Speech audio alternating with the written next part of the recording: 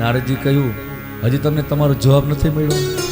ભગવાન વ્યાસ કહ્યું, નહીં, હું તમને એ જ સમજાવવા માંગુ છું કે હું એક સાધારણ દાસીનો દીકરો હતો, તો દાસીના દીકરામાંથી હું દેવતાનો ઋષિ બની ગયો. અને પ્રભુ, એની પાછળનું કારણ જો કોઈ હોય તો એક જ કારણ છે, અને એનું નામ છે સત્સંગ. મેં સત્સંગ કર્યો એટલે હું દેવતાનો ઋષિ બની ગયો. આના ઉપરથી તમને મને એક રસ્તો મળ્યો છે સાહેબ, એક લિંક મળી છે કે દેવર્ષિ નારદ જો સત્સંગના માધ્યમ દ્વારા તો દાસી પુત્રમાંથી દેવતાનો ઋષિ બની જતા હોય તો સત્સંગ મારા જીવનમાં કેટલું પરિણામ લઈ આવી શકે. એટલે હું વારંવાર કહ્યા કરું, જીવન મળ્યું છે, હે સત્સંગ જીવન તારાને સુધારશે,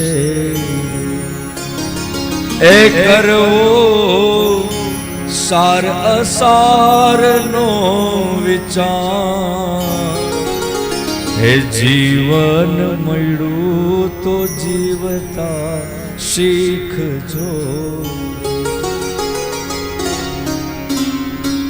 સત્સંગ છે ને એ તમને અને મને એ મોક્ષના ચરણ સુધી લઈ જાય છે, અને કુસંગ તમને મને મોતના ચરણ સુધી લઈ જાય છે.